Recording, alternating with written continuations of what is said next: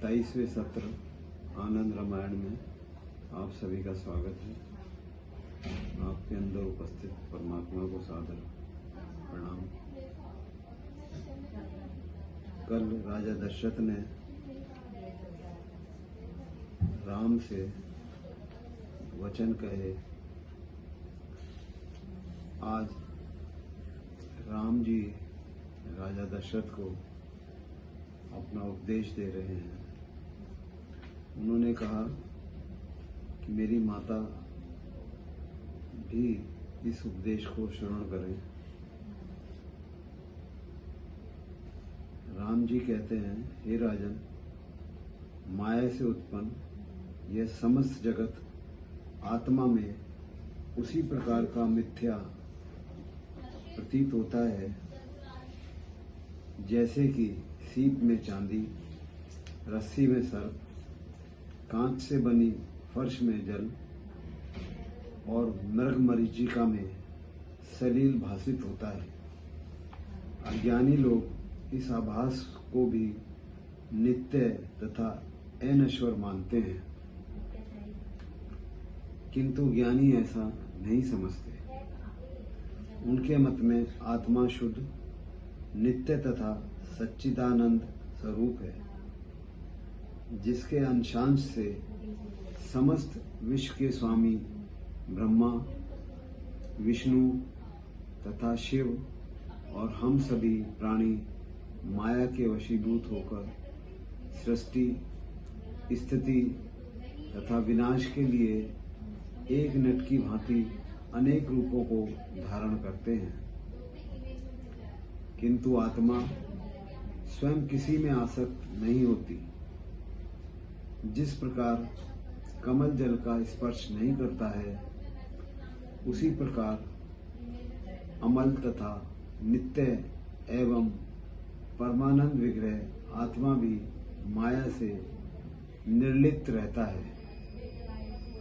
देह, गेह, पुत्र तथा स्त्री आदि में ये मेरे हैं, यह जो बुद्धि है अर्थात ममता को हटाकर अथवा संन्यास भाव के द्वारा समस्त भावनाओं का परित्याग कर यह जो दृश्य प्रपंच भासित होता है, उसे चिद्घन ब्रह्म से अभिन्न नारायण स्वरूप जानकर तथा उसी परमात्मा को सर्वत्र व्याप्त देखकर आप इस भव संकट से मुक्त हो जाएंगे। हे राजन, आप सर्वप्रथम सत्य, शौच, दया, शांति, क्षमा, इंद्रिय विग्रह, अहिंसा, भगवत शक्ति तथा वेद में बताए गए इंद्रिय निग्रह मार्ग का अनुवर्तन आदि गुणों को निरंतर धारण करें।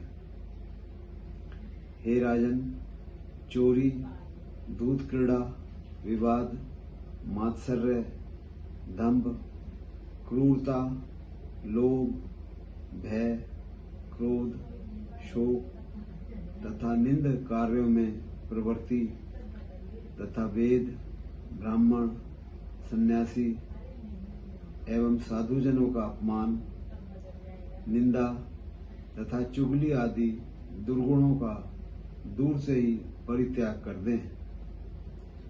पूर्व काल में आपने तपस्या करके मुझे पुत्र रूप में मांगा था।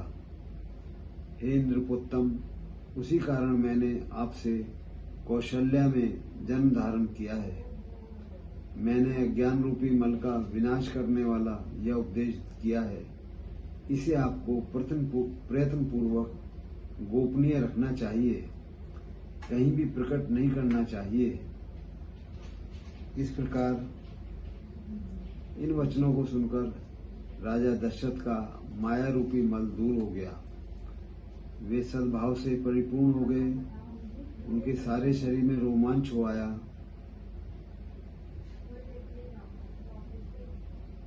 और आज इस सत्र में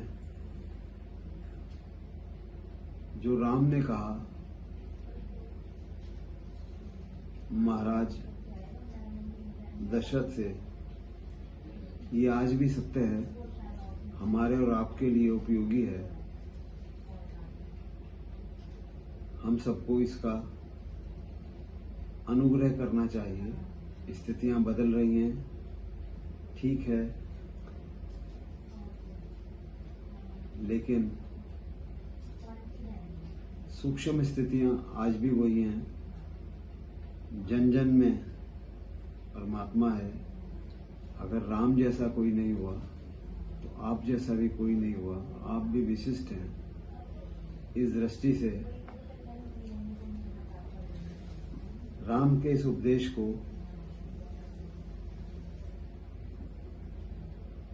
हमें और हम सभी को, आने वाली पीढ़ियों को स्वयं भी उपयोग करें, समझें और आने वाली पीढ़ियों को भी इसको प्रेरित करें। आज का सत्र इतना ही रखते हैं। कल इस पर आनंद रामायण का आगे का करेंगे।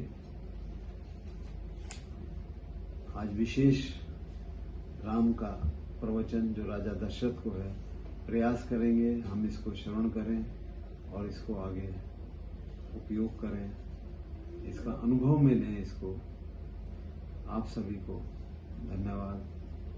पुनः आपके अंदर उपस्थित परमात्मा को प्रणाम। आज इतना ही।